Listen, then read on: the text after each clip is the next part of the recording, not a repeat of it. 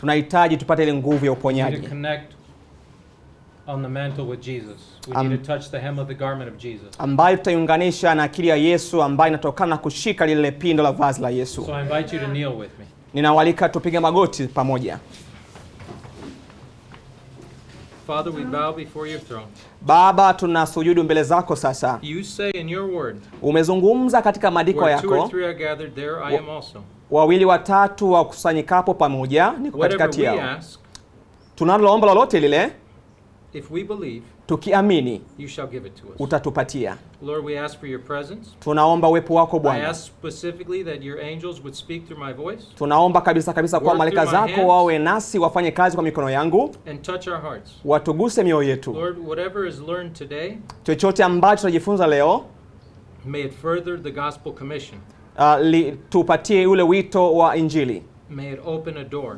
Ili tuweze kufungua milango. May it break a heart. Livunje mioyo yetu. May it unite the people, your children outside.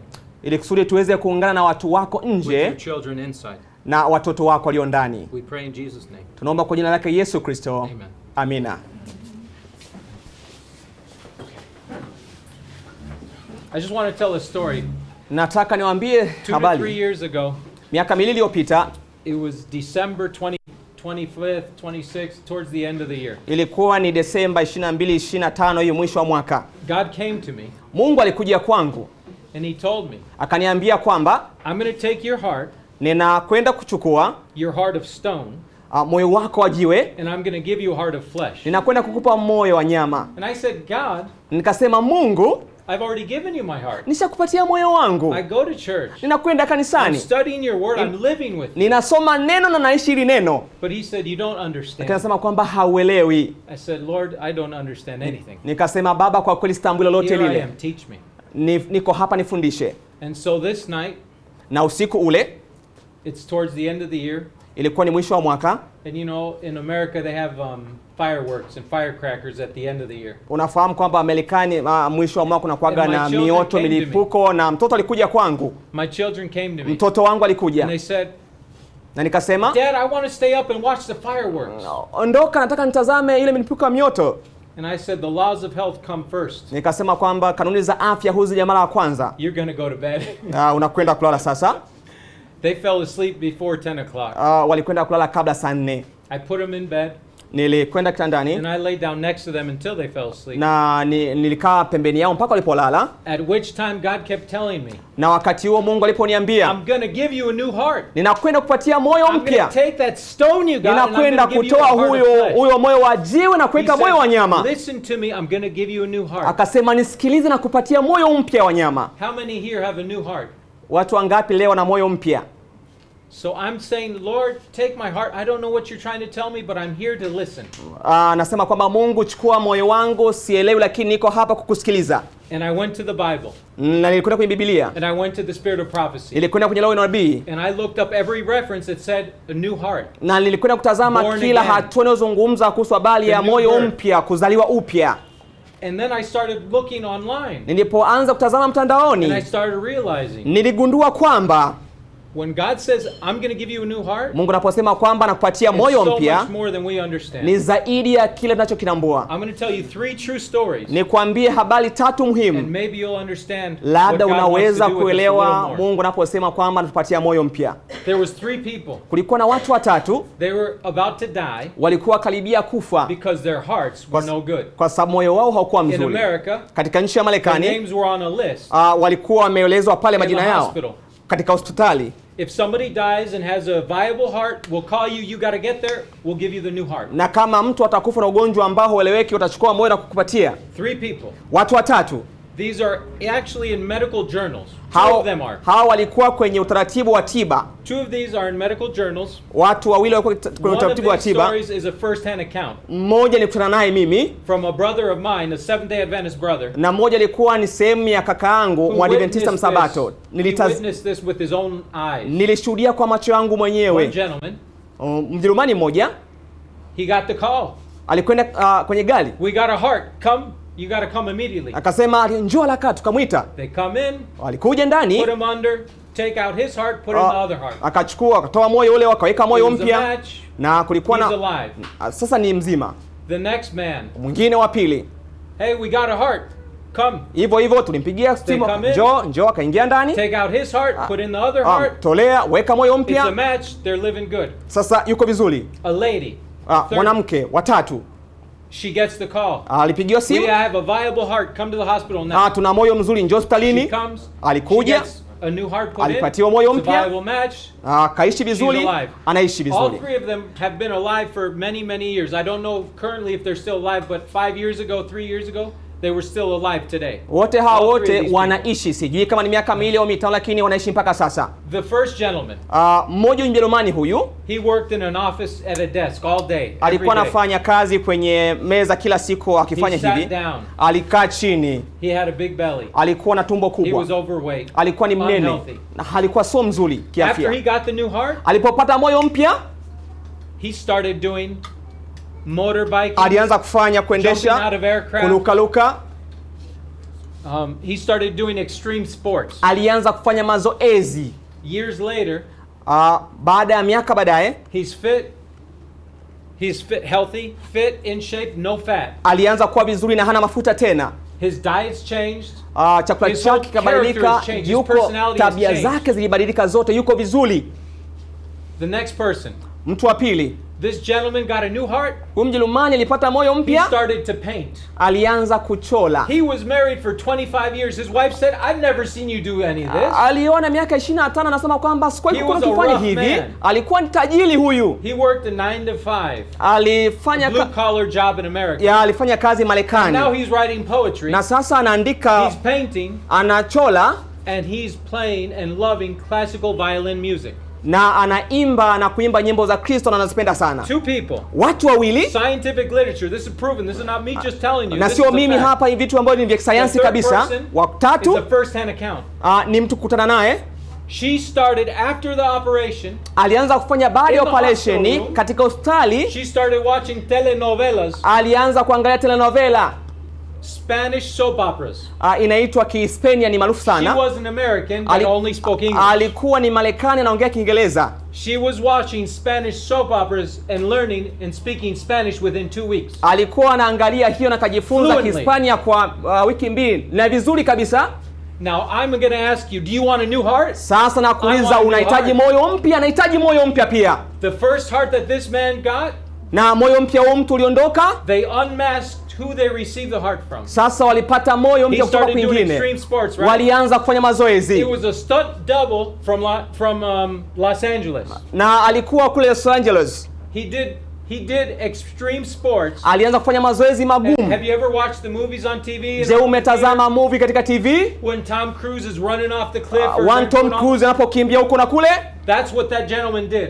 Ndivyo alivyokuwa akifanya huyu mtu. Jump out of planes. Alikuwa anaruka katika ndege. He would climb up cliffs. Alikuwa anapanda miti. All the stuff that this gentleman now does. Na yote haya aliyafanya huyu Mjerumani. The second person. Na wa pili huyu, a young man. Huyu kijana mdogo was walking home. Alikuwa akitembea nyumbani. By a drunk driver. Alipokaribia kwa driver, huyu kijana mdogo was walking home from a classical violin. Alikuwa akitembea njiani na kwenda huko na huko. These are true stories. Huu ni historia kweli. Scientifically proven. This is not wanasayansi wamethibitisha, sio mimi nazungumza tu habari hizi. This is literally what God wants to do with us. Hii ni kweli Mungu anataka tufanye. Mtu wa tatu. She got the heart. Alipata moyo mpya from a Spanish lady. Kwa huyu Mspania wa kike. She started speaking fluent Spanish in 2 weeks. Alianza kuzungumza Kihispania kwa wiki 2. Do you want a new heart? Unahitaji moyo mpya? I'm telling you, it is so much more than what we have understood in the Bible. Nakwambia kwamba tunaelewa kidogo mno kuliko Biblia.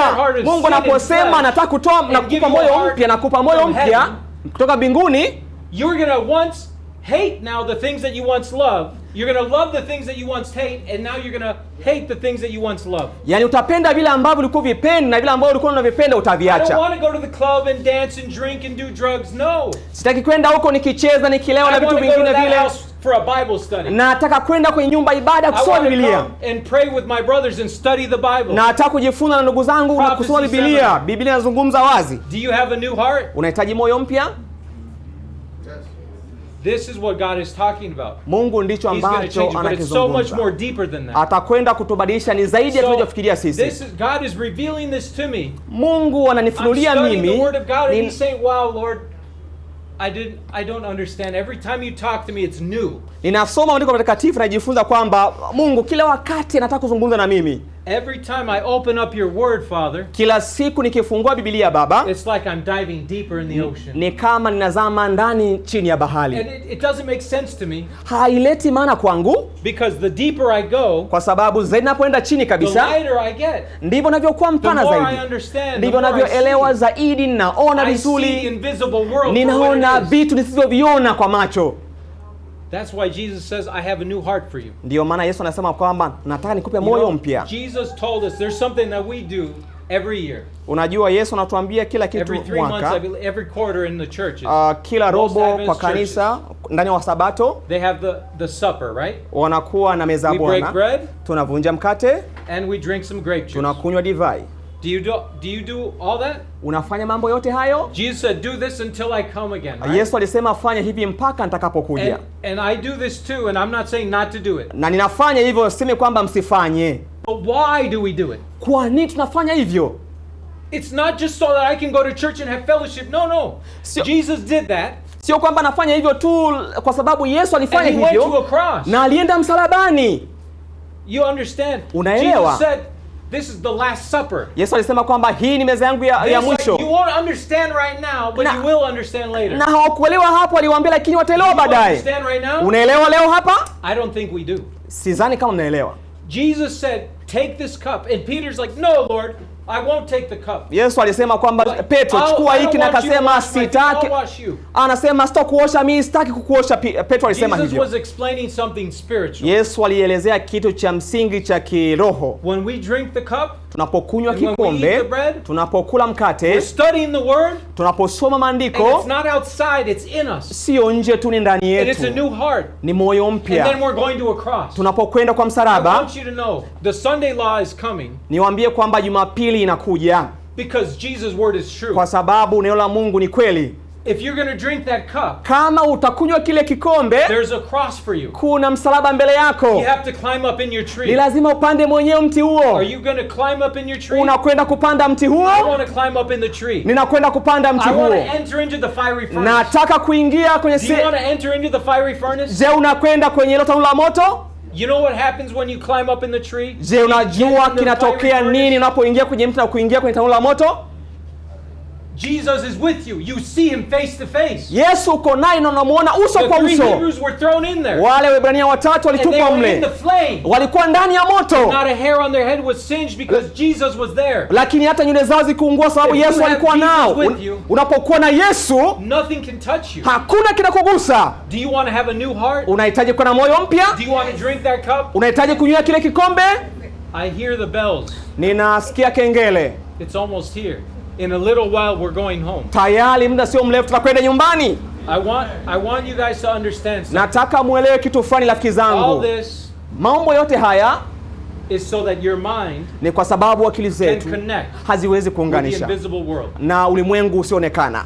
In the book Medical Missionary, Katika kitabu cha Medical Missionary, it's a compilation book. Sorry, it's Ni- called Medical Missionary. ni kitabu ambacho kimeunganishwa kinaitwa Medical In Missionary. that book, The Spirit of Prophecy, Kwenye kitabu hicho roho ya nabii she explains simply anaeleza kwa Very urahisi, kirahisi kabisa. the health message Ujumbe wa is afya the right hand ni mkono wa kuume of the third angel's wa message. ujumbe wa malaika It's the watatu. entering wedge. Ni njia ya kuingilia, It opens the door. inafungua And milango. when you open the door, Unapofungua mlango so that your body, ili kusudi mwili the wako, church, kanisa, can go in. iweze kuingia ndani.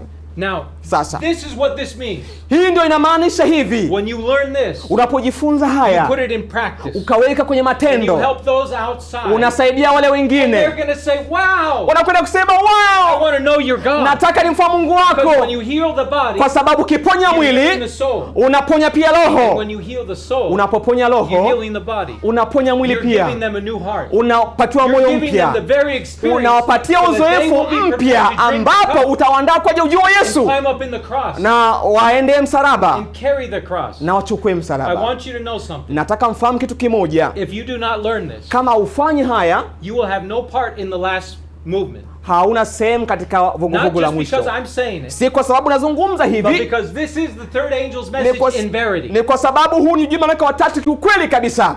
Do you believe in the prophet? Unaamini unabii? I do. With Nami, all my heart. kwa moyo wangu wote. Listen, when she's speaking in those books, it Ni- is as if Jesus is speaking to me. Ninaamini kwamba yanayozungumzwa present humo ni truth. Yesu anazungumza. Huu ni ukweli wa sasa. There are many precious truths in the Word of God. Kuna ukweli mwingi ndani ya maandiko But matakatifu, it is present truth that the lakini flock needs ukweli now. wa leo ndio ambao kundi Welcome to linahitaji. present truth. Karibuni kwenye ukweli wa leo. The world is sick and dying. Ulimwengu unaumwa na unaugua, unakufa. Physical death and spiritual death. Kifo cha kiroho na cha kimwili The two are pia, one. wawili au watatu. I'm going to ask you if you have your Bibles with you, just very quickly, we're going to go to 2 Kings chapter 20. Ninauliza kama una maandiko, tukimbia haraka haraka When kwenye Jesus Wafalme wa healed Pili people, 20. He grabbed the clay from the ground. He spit on it. He put it in their eyes. Mnakumbuka Yesu He said, alisema "Go mate, wash in the water." akaweka tope, akampaka, akasema He used nenda natural- kajioshe. He used natural remedies. Alitumia tiba ya He asili, didn't use pharmakia. hakutumia uchawi wa He didn't Babeli. say take 2 Tylenol. Hakutumia He didn't say go do this. hakusema kafanye hivi. He did not use pharmakia. He Hakutumia used natural uchawi wa remedies. Babeli, alitumia tiba asilia. Natural remedies are a sign Tiba asilia ni That your sayansi heart- yetu that you have been reborn. ambayo tumepewa na Mungu. If you would rather take natural remedies Unapoanza kutumia hizi tiba and asilia allow God to heal you over na time, ukamruhusu Yesu kutibu ndani yako, it's because you have a new heart utapata moyo mpya and you don't want to defile this temple. na hauhitaji kuchafua hili hekalu. Now, Sasa as I say this, I will say something. ninaposema hivi nitasema kitu In kingine. cases of emergency, Kama kuna kitu cha haraka cha dharura, God is not against you using pharmakia. Mungu hayuko kinyume ukitumia uchawi In wa the world Babeli. we live in today, Kwenye ulimwengu unaoishi sasa, if you get in a car accident unapopata ajali and your heart's about to fail, na moyo wako and you're unakaribia in kufeli excruciating pain, na upo kwenye maumivu makubwa, and the doctor takes you, lakini daktari to the anakuchukua hospital, to the kwenye operating room, and your hospitali, leg is labda broken. operation ya mguu God is not umevunjika, against you getting the help that you need. Mungu hayupo kinyume na wewe, fanya hivyo. Okay? Sawa? So I'm not trying to disparage anybody. Sihitaji kumuuzi But mtu now, yoyote if yule, you're having kidney stones, lakini kama una mawe kwenye figo, God has a remedy for you. Mungu ana tiba kwa ajili yako. If you're having pain in your stomach and it's tapado, it's Kama swelled, una maumivu katika tumbo God has a lako, remedy for you. kuna tiba kwa ajili yako. If your liver is not it's not doing everything it needs to do. Kama ini lako alifanye kazi zote inavyotakiwa, If you're having diabetes, kama una the kisukari, pancreas isn't doing what it needs to do. kongosho yako ifanye kazi There's a vizuri, remedy for you. kuna tiba kwa ajili yako. God has a remedy. Mungu ana tiba kwa ajili I yako. want to tell you, after we read this, I'm going to tell you some stories. Nataka nikwambie, And we're tukisoma gonna go over hili this. nitakwambia story moja, tusome pamoja. The Word of God says in Ezekiel chapter 20, verse 1, in those days Hezekiah was sick and near death. Tusome pamoja kitabu cha Wafalme wa Pili 20, nasema kwamba siku hizo Hezekia akaugua, And Isaiah the prophet, the son of Amos, went to him and said to him, thus says the Lord, Isaya nabii mwana wa Amos akamjia akamwambia, Bwana asema hivi, set your house in order, you're going to die. tengeneza mambo ya nyumba yako, maana You utakufa shall not live. wala hutapona. Then he turned his face. Sasa akageuza uso wake, King Hezekiah, huyu mfalme Hezekia laying down in bed, akalala chini ya kitanda Turned to the chake, wall. akatazama ukutani crying. akilia. He was getting a new heart. Alikuwa anapatiwa moyo mpya. He turned his face toward the wall and prayed to the Lord, saying, Basi akageuza akaelekeza uso wake ukutani, akamwomba Bwana akasema, remember now, O Lord, na kusihi Bwana ukumbuke sasa I pray how I have walked before you in truth and with a loyal heart, jinsi nilivyokwenda mbele zako katika ukweli na kwa moyo mkamilifu, and have done what is good in your sight. na kutenda yaliyo mema machoni pako. And Hezekiah wept bitterly. Na akalia huyu mfalme. Have you ever wept bitterly? Je, umelia kweli kweli? I haven't talked to my children in a while. Nilikuwa nikizungumza na mtoto wangu kwa wakati fulani. There's times when I weep bitterly because I'm not with them. Kwa mama nilikuwa nalia sana kwa sababu siko nao. Have you wept bitterly? Je, umelia kwa Do you sana? know what happens when you're weeping bitterly? Je, unajua nini inatokea ukilia kwa Your nguvu? body is just taking out all the filth. Mwili wako unatoa yale masifisi. Sometimes we just got to get it out. Wakati mwingine tuyatoa yale mavitu. When you're weeping bitterly, Lakini ukilia sana, there's a lot of things in your heart kuna vitu ndani ya moyo in your wako, mind katika akili yako that just disappear. Your pride, inaondoka, gone. hata pride yako When I inaondoka. broke my leg, Nilipovunjika mguu I wangu, was in pain. nilikuwa kwenye maumivu. I started calling anybody and everybody I thought that I had wronged or spoken wrongly to. Kila mtu niliyekutana naye nilihisi kana kwamba niko naye kinyume nikiongea naye. I called many pastors in America, Niliwaita wachungaji wengi Marekani. including my own family. Pia mmoja wapo ni kati ya And I familia said, yangu. please forgive me. Nikamwambia nisameheni jamani, I spoke ill or wrongly with you. kama nilifanya makosa pengine I kuzungumza did not nanyi. come in that spirit from heaven. Sikuja na roho kutoka I mbinguni. came from the spirit below. Angry. Nilikuja nimezaliwa kutoka katika ulimwengu huu. And you know what it means to have fellowship? Na unajua maana ya kuwa pamoja? They said, I already forgave you. Nasema kwamba nimeshawasamehe yote. You remember Jesus on the cross? Unakumbuka Yesu The msalabani? two thieves there? Wale wezi wawili, One of them said, please Father remember me when, or please Jesus remember me when you come to your, mmoja alisema when you come to kwamba your own, to your paradise. mmoja alisema kwamba Baba Jesus nikumbuke said, I ukienda tell you mbinguni. today, Alimwambia I leo tell you hii this day, nakwambia you will be with me in sasa paradise. hivi utakuwa na paradiso. Did he confess his sins? Je, aliomba msamaha dhambi zake? When the prodigal son came running home, Wakati yule mtoto mfano alipokuja kukimbia nyumbani, he said in his mind, alisema akilini I will be mwake, like one of the household servants. na tamani niwe mmoja kati ya wafanyakazi wangu, sababu baba kuna chakula. But when he was afar off, Alipokuwa mbali, Jesus saw him coming. Yesu alimuona akija. He went running to him. He gave him the best of everything. Alimkimbilia akampatia kila kitu He kizuri. didn't sit there apologizing and repenting. Akusema kwamba He was msamaha, already forgiven. lakini alikuwa shamehewa tayari. When you start coming back to Jesus, Unapoanza kuja kwa Yesu it's tena, because you've already been ni forgiven. kwa sababu tumesamehewa you've already tayari, repented. tumeshaomba msamaha.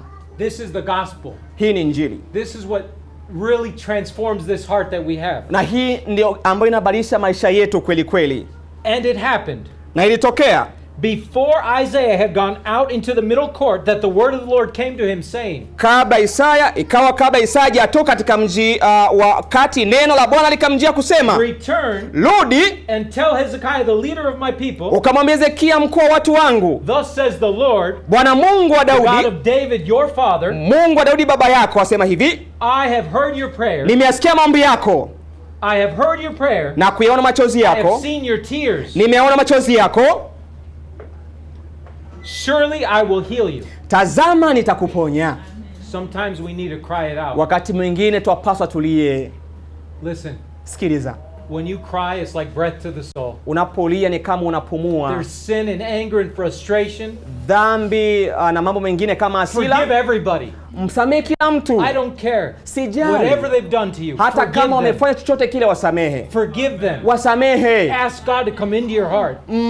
Mwambie Mungu alegemishe be a moyo new wako, man. utakuwa mtu You will mpya, receive a heart from heaven. utapokea moyo mpya mbinguni.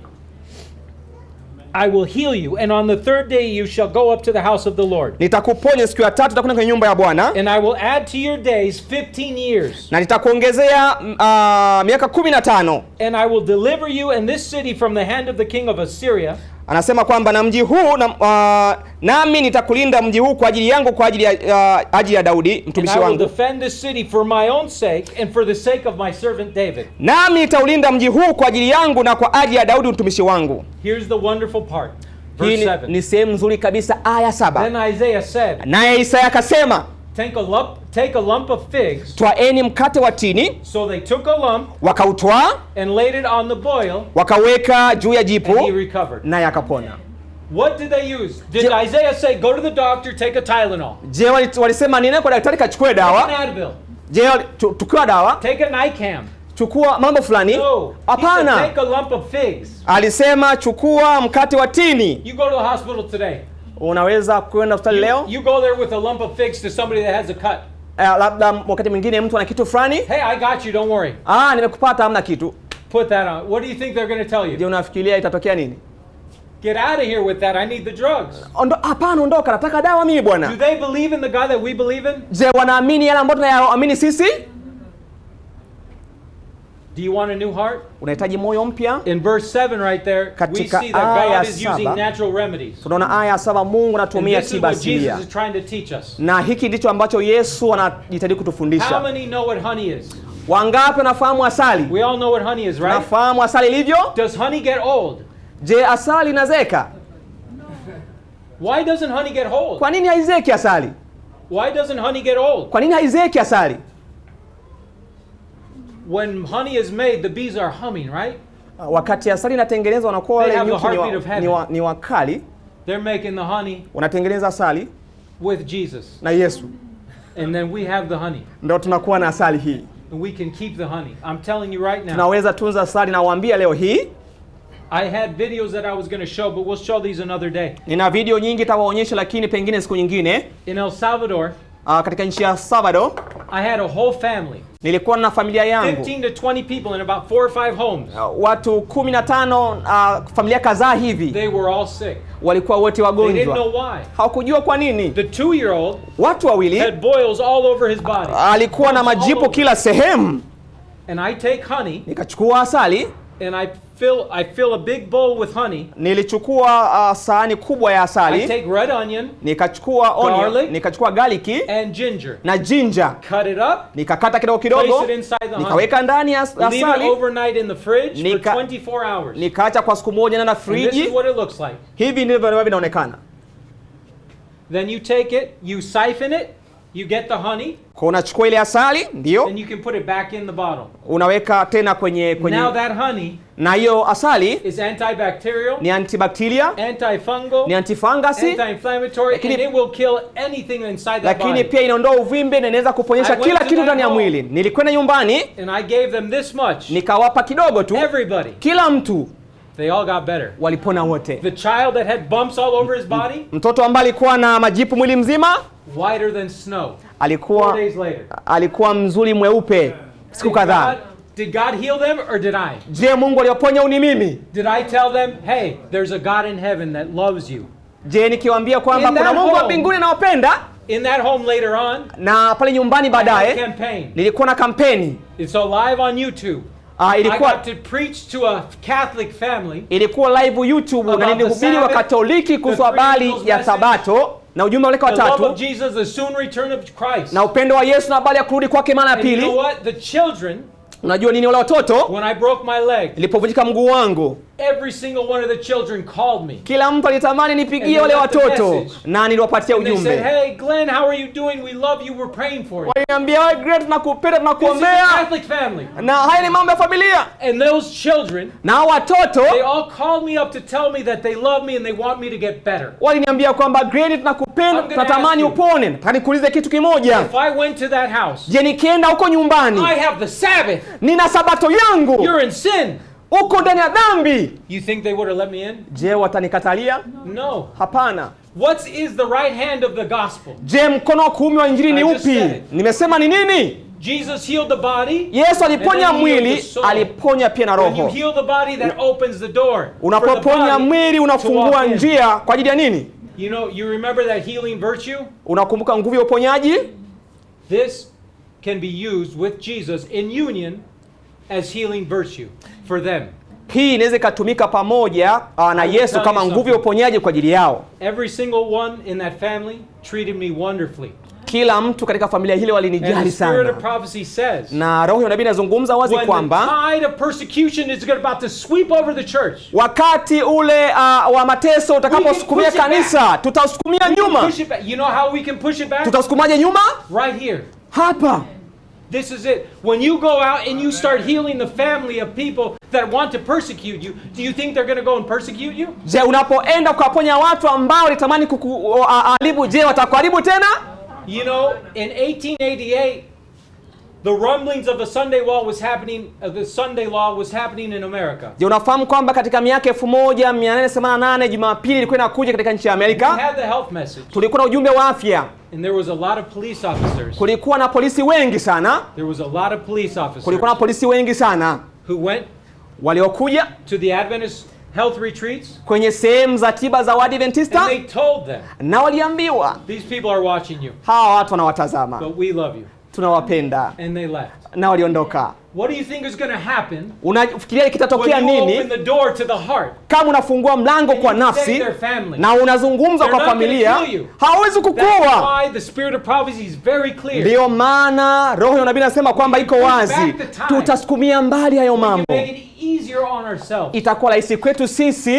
I don't know about you, Sijui kuhusu wewe, but the time of trouble is about to pass upon us. lakini wakati wa taabu upo karibu kuja And we mbele have a yetu. chance now Tuna wakati to sasa make it easier. kuweka mambo kuwa You wazi. want to make it easier? Je, unahitaji kuweka mambo rahisi? If somebody has a cold, give them this. Kama You can make mtu this at home. pengine Do you remember anakoa, what's in tengeneza hiki kitu. Who remembers what's in that? Je, mnakumbuka kuna nini ndani humu? Raise your hand or say it out loud. Nyosha mkono na uzungumze kwa sauti. Karibu. Honey? Ginger? Ginger? Yes, and garlic. Okay. You can also put some lemon in it too. Lemon is wonderful. Unaweza too. I kuweka pia forgot. na lemon ndani yake, limao. So if you take this, Ukichukua now, hii this is going to help clean up the body. inasaidia Okay? kusafisha mwili. Say somebody has an ear infection though, Hata kama una changamoto pia ya sikio, and it's throbbing in pain, inaleta maumivu. and they want to take a medication. Je, unataka kutumia dawa? You can say, hey, I have something that doesn't have a secondary side effect that's going to hurt you. Nina kitu kimoja ambacho hakina madhara kwako kabisa. You take this onion, Unachukua hii onion au kitunguu, you put it on the frying pan, unaweka kwenye frampeni, you wait till it gets boiling hot. unasubiria mpaka Don't itakapochemka. grab it with your own hand, but grab it with a utensil and squeeze the juice out of it. Usishike kwa kutumia mkono wako, Right tumia onto the kitu fulani, hata kijiko, Right onto the metal spoon when it's hot. ikiwa ya moto. When it touches the metal spoon, Ukishika it will kile cool down kijiko just enough. kidogo kiasi kile, It'll still be hot, but it won't burn you. itakuwa ya moto lakini hata You can kuunguza. put that in their ear. Unaweka kwenye Just a couple sikio. drops. Ni kidogo tu, dropu ndogo. That's anti-inflammatory, Hiyo inaondoa uvimbe, antibacterial, ni antibacteria, and the pain that they have in their ears na because of the maumivu swelling. hayo ambayo yameleta kuvimba. And you know what heat does to swelling? Unajua kitu gani kinatokea It stops the unapovimba? swelling. Inaondoa uvimbe. So you're going to get rid of the pain.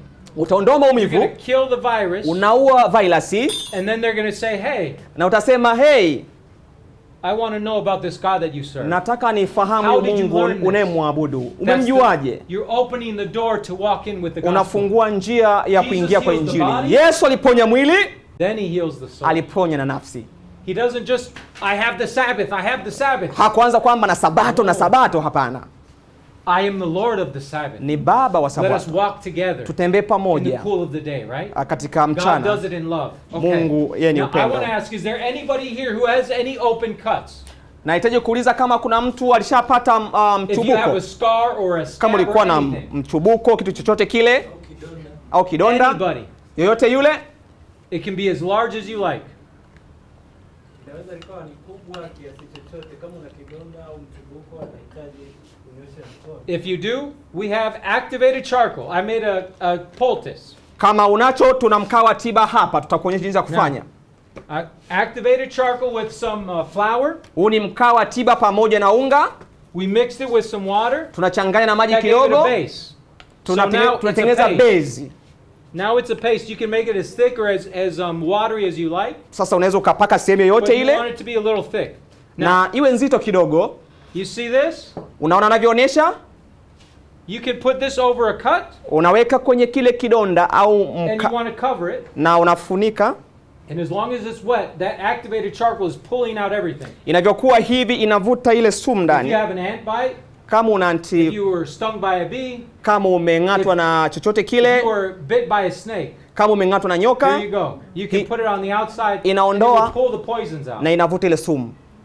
Now, I have a lady. This is a true Nina story. binti mmoja, hii ni story ya kweli, I won't give her name. She's in El Salvador. siwezi kuwapa jina lake, yuko El Salvador. She had an issue on her leg. Alikuwa na I jambo was kwenye actually mguu going to play wake. the video, but I don't have it up right now, so that's okay. Ningeonyesha kwenye video lakini sinayo sasa, haina shida. Lakini Now, this lady, she was not walking for 7 to 8 years. Huyu binti alikuwa tembea kwa miaka 7 mpaka 8. When she would get up to walk, it was very painful on her leg. Alipokuwa akianza kutembea alikuwa na mwivu kwenye mguu wake. She had a large infection. Alikuwa na mchafuko mkubwa kwenye mguu wake. We put activated charcoal. Tuliweka tiba ya asilia hii ya mkaa wa tiba. We put it on a paper and then a plastic over top. Tuliweka kwenye karatasi, tukaweka plastic kila siku. Every day. Kila siku. I used she lived right by the beach, so I told her we use tea tree oil also. That's an I'm sorry, I forget the word, but that gets rid of the bacteria also. Hii ni kama vile mchaichai hivi, pia nasema kwamba unaondoa pia maumivu hayo. Every day for 2-3 weeks. Tuitumia kila siku kwa wiki 2, wiki 3 na kuendelea. Went from this size, na litokea hii sehemu kubwa na kuwa kidogo sana. And she was walking again. Na alianza kutembea tena. And she was walking. Now she could still walk a little before, but now she could walk longer and better, and it didn't hurt as much. Japo alitembea kidogo kidogo, lakini sasa alitembea kwa urefu mkubwa sana. Her diet needed to change also. Na inahitaji pia tubadilishe hii. But with this remedy, kwa kutumia hizi tiba, she was doing much better, and now she's going out getting sunlight on the beach every day. Na sasa anakwenda beach na kwenye mwanga wa jua kila siku. She's putting water, the salt water, over her leg. Anaweka ile maji ya sabuni katika mguu wake. If you have an infection also on the outside of your skin, una maambukizi nje ya ngozi yako, you can take garlic. Unaweza kuchukua vitunguu saumu, put it in water, boil the water with the garlic for 15 minutes. Ukaweka kwa maji ukachemsha ndani ya dakika 15. Cool down, na ukaacha yapoe. That water, na yale maji, you can pour that over any infection. Ukaweka kwenye maambukizi yote yale. Antibacterial. Na wale bakteria. So I want you to understand, garlic is 6 times stronger than any antibacterial that they're going to sell you in the store. Unasema kwamba garlic ni mara 6 zaidi ya antibacteria yote ile unaweza kuuziwa. They can't make any money off of this. Inaweza kutengeneza pesa. But this is from heaven. Lakini hii kutoka mbinguni. You can use this. Unaweza tumia hii. No secondary side effects. Na haina madhara ya pili hii. Okay. Asante. So, we've gone over some activated charcoal, okay? Tuna hapa activated charcoal tushamalizana nayo. Now you can also, if you have inflammation in the stomach.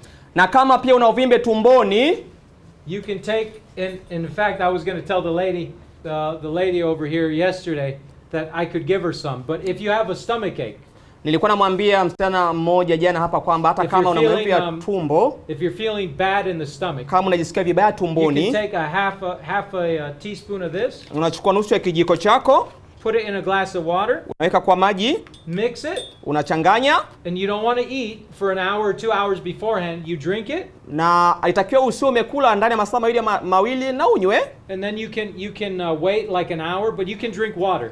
Na unaweza ukaacha kwa lisali moja, lakini unaweza kanywa maji.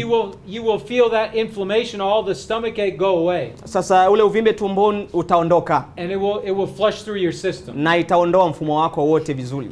And who knows what other benefits it's doing inside your body at the same time. Je, naye anayefahamu kwamba kuna faida inafanya ndani ya tumbo letu? You guys remember the first message we were talking about, the healing virtue, right? Touching the hem of the garment of Christ. Mnakumbuka ujumbe wa kwanza wa kugusa vazi la Yesu, ile nguvu itakuwa kwenye vazi la Yesu. This is how we actually do it to the world.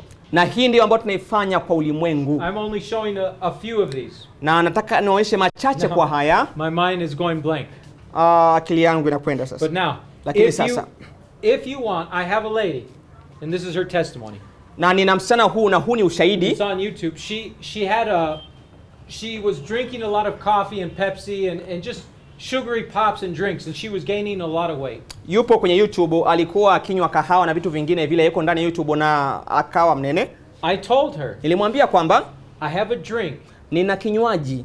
If you get rid of the coffee and the sugary pops and everything else and just drink water and this drink, na ukiachana nayo mambo ya kahawa, sukari, ukanywa hiki kinywaji, utasafisha mwili wako. You're going to feel so much better. Utajisikia vizuri sana. Now I did this. Sasa I told her. Nilifanya, nilimwambia. You take a pot. Sasa hiki ndicho kinywaji. You fill it with water. Unaweka chombo, unaweka maji. You can put 1 onion or 2. Unaweka kitunguu kimoja au viwili. Chop them up. Unavikata vidogo vidogo. You put about 1 inch or 2 of ginger root. Unaweka pia tangawizi kiasi hiki. And 3 or 4 cloves of garlic. Na punje 2 au 3 za vitunguu saumu. Now, you chop it all up. Unavikata vyote hivyo. Put it in the water when it's boiling. Unaweka ndani ya maji yanayochemka. You let that boil for 20 minutes. Unaacha ndani dakika 20 yachemke. Now that drink, sasa hicho kinywaji unaacha kipoe kidogo. You drink that every day. Unakunywa kila siku. In the morning, asubuhi, and in the afternoon. 15 minutes before breakfast. Manake dakika 15 kabla ya chakula cha asubuhi au cha jioni. She lost 25 pounds. Alipoteza kilo kama 15 ndani ya miezi mitatu. Her own testimony. I didn't tell her for losing weight. I just told her to get off of the Pepsi and pop and coffee and all that. Ni ushuhuda wake mwenyewe, maana mimi nimwambia tu ataondoa makahawa hayo, sio masukari na vitu vingine. Her own testimony. Ushuhuda wake mwenyewe. I feel great. Nilijisikia vizuri. I've lost 20 to 25 pounds. Nimepoteza kilo 15. Sasa na nguvu. My mind is clear. Na akili yangu ni safi. I'm so happy. Niko vizuri. I had a campaign in her home. Nilikuwa na kampeni kwao. The three angels message. Ujumbe umepeleka wangapi? The Sabbath. Sabato. The second coming. Ujio wa pili wa Yesu. You understand? Unaelewa? We open the door. Tulifungua milango. We walk in. Tulitembea ndani. Time and time again in El Salvador for a year straight. Muda kwa muda El Salvador ndani ya muda fulani. I was preaching in Sunday churches. Nilikuwa nikihubiri ndani ya makanisa Jumapili kuhusu Sabato. The three angels message. Ujumbe malaika watatu. The Holy Spirit, the second coming of Christ. Mtakatifu na ujio wa pili wa Yesu. Think about this. Fikiria hiki kitu. Why can we not enter into these different churches and help them? Kwa nini hatuwezi kuingia kwenye makanisa haya na kuwasaidia hawa watu? Maybe we need a new heart. Kwa sababu tunahitaji moyo mpya. Maybe we need to go to the closet, go to the room, and like King Hezekiah, look towards the wall and just have a good cry. Tunahitaji kwenda ndani ya chumba chetu kama Hezekia na kugeukia kwenye ukuta na kutazama. Roho Mtakatifu, the Holy Spirit will convict you. Roho Mtakatifu atakusadikisha of whatever it is you need to repent of. Chochote kila ambacho unapaswa kutubu. Between you and God. Kati ya Mungu na wewe. And then God will remove that. And you know, na Mungu ataondoa hicho kitu. Najua nini? After God removes all that pain and suffering and unforgiveness in your heart. Baada ya Mungu kuondoa mambo hayo yote maumivu ndani ya mwili wako, He fills you with the water from anakupatia moyo kutoka maji kutoka mbinguni. Now he can take your stony heart. Sasa anaweza kaondoa moyo wako wa jiwe na kupatia moyo wa nyama.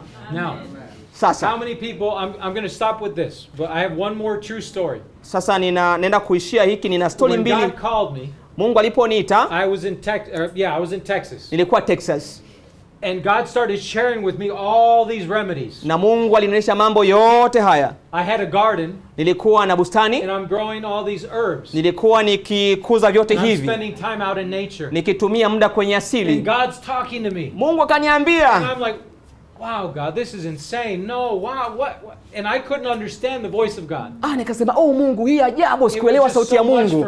Ilikuwa ni ajabu kwangu mimi. And my mother-in-law at the time. Na mama yangu alikuwa amelala. From Brazil. Kutoka Brazili. Came to America. Akaja Marekani.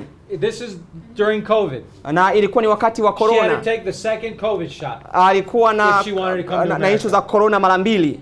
So she came to America. Alikuja Marekani. She took the second shot, she came and she was sicker than a dog. Alikuja mara mbili akaja tena. For 3 months. Kwa miezi mitatu. She was taking all the medications at the hospital. Alikuwa akinywa madawa yote kutoka hospitalini. Just taking Advil, Tylenol, whatever they were giving her, she was taking it. Kila alichopewa alikuwa anakunywa tu, alipokea. She just kept feeling worse and worse and worse. Aliendelea kuwa mbaya, hali mbaya. Nothing was getting better. Hakuna kilichobadilika. I told her God can heal you today. Nikamwambia Mungu anaweza kukuponya leo. Kama ukiamini. Nothing to do with these drugs. Achana haya madawa. God has natural remedies. Mungu ana tiba asilia. And she said, akasema, she said, alisema, I'll do anything. I'll go to your church. Nimefanya kila kitu, nimekwenda kanisani. I told her that's between you and God. Nilimwambia ni kati yako wewe na Mungu. I would love to see you in the church. Nahitaji kukuona kanisani. But that's between you and God. Ni kati yako wewe na Mungu. I boiled water. Nilichemsha maji. I put cayenne pepper. Niliweka cayenne, ile pilipili, cayenne pepper. I put a teaspoon or 2. Niliweka vijiko viwili hivi vya chai. I put some lemon. Niliweka basil, lemon, honey and basil. Pamoja na asali. I let it boil. Niliacha ikachemka. I turned it off. Ikagandamana, nikaishusha vikombe viwili. Put them in the 2 cups and we went and prayed together. Nikachanganya pamoja alafu tukaomba pamoja. I got on my knees. Nilipiga magoti. She got on her knees. Alipiga magoti pia naye. We worshiped one God. Tulimwabudu Mungu mmoja. Unaona? We open the door. Tunafungua nini milango? Right here. hapa hapa open the door, tukifungua milango walk in and heal the soul. tunaingia ndani yake kokoa. We prayed, tuliomba, she drank, alikunywa, my kids were with me, na mtoto nilikuwa naye, I want to drink it too. Na akasema nataka ninywe na mimi pia. And when you drink it, it's so strong. Na ukinywa hiyo ina nguvu, cayenne pepper, it burns your whole body. It gets your body to go straight hot. Inakunguza na mwili wako inua juu. Listen, if you're having a heart attack, you can take it and it'll pull you out of heart attack. Sikiza, kama una heart attack pia kunywa hii cayenne pepper ni nzuri sana. She took it. Alichukua. My kids took it. Na mtoto wangu akanywa. Akasema mtoto. It got so strong in kwa sababu ina nguvu sana. This cleaned her blood and her heart. Ilisafisha damu yake. I woke up the next morning. Nilimpa kikombe kesho. 8:30 a.m. Ilikuwa ni kama vile saa 3 hivi. She was washing the clothing. Alikuwa anafua nguo zake and singing praises to God. Na akimshukuru na kumwimbia Mungu. What is the right hand of the gospel? Je, ni nini mkono wa kuume wa Injili? It's the third angel's message in verity. Ni ujumbe wake wa tatu kwa kweli. Let me ask you this. Do you want to see your family in the kingdom? Unahitaji kuona familia yako kwenye uzima? uzima? The winds of strife? Je, unahitaji kusukumia mbali hiyo zoruba? Maybe it's time that we go to the closet. Lakini wakati maybe it's time that we cry. Huu ni wakati wa kulia na kumwambia Mungu, nipatie moyo mpya. I don't know where your walk is with Christ. Sijui umetembea naye Yesu kiasi gani, haufahamu kuhusu mimi pia. We can only see the outside. Tunaweza kuona mambo ya nje lakini si ya ndani. But when you have the heartbeat of heaven, ukiwa na tabia mbinguni, it is a literal heartbeat. Ni kweli tabia mbinguni. All of heaven, mambo vitu vya mbinguni, has the heartbeat of the Father. Wana moyo, wana tabia ya Baba. All the angels, malaika wote, all the created beings, walioumbwa wote, they all have one heartbeat. Wana tabia moja, they have one mind. Wana kitu kimoja. Let this mind be in you, which is also in Christ Jesus. Tabia iwe nayo kama aliyokuwa nayo Yesu pia. We won't have fear when the Sunday law is coming. Hatutaje kuogopa Jumapili kija. We won't have fear when the armies are raging. Tusiogope majeshi yakija. When the storm is coming, dhoruba ikija, we will be at peace. Tutakuwa na amani. We will walk on top of the water. Tutatembea juu ya maji. And then we will be with Jesus. Na hakika tutakuwa na Kristo kwenye dhoruba. You want to be with Jesus unahitaji kuwa na Yesu kwenye dhoruba? We're going to be thrown into the fiery furnace. Do you want to see Jesus? Tunaweza kutupwa kwenye moto, lakini unahitaji kumwona Yesu? Do you want to touch the healing virtue of the hem of his garment? Je, unataka kugusa ile vazi la Yesu upate nguvu? This is the only thing that will take us there. Hiki ni kitu kimoja ambacho tutakifanya. This is what Jesus did. Let us hiki ndicho Yesu alikifanya. I'm going to actually ask that we kneel and pray. Nahitaji tufanye kitu kimoja, tupige magoti tuombe.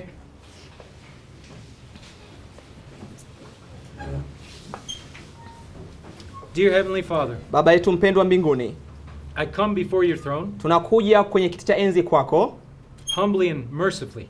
Tukiwa tumepondeka na shukrani. We ask for the outpouring of the Holy Spirit. Tunahitaji kwa ajili ya umwagio wa mvua. I ask that my brothers and sisters here tunaomba juu ya ndugu kaka na dada hapa might be able to hold back the winds of strife. Waweze kusukumia mbali wingu la majaribu. Bring their family inside the ark of safety. Wawalete watu katika sehemu sahihi. Bring our friends. Wawalete rafiki zetu.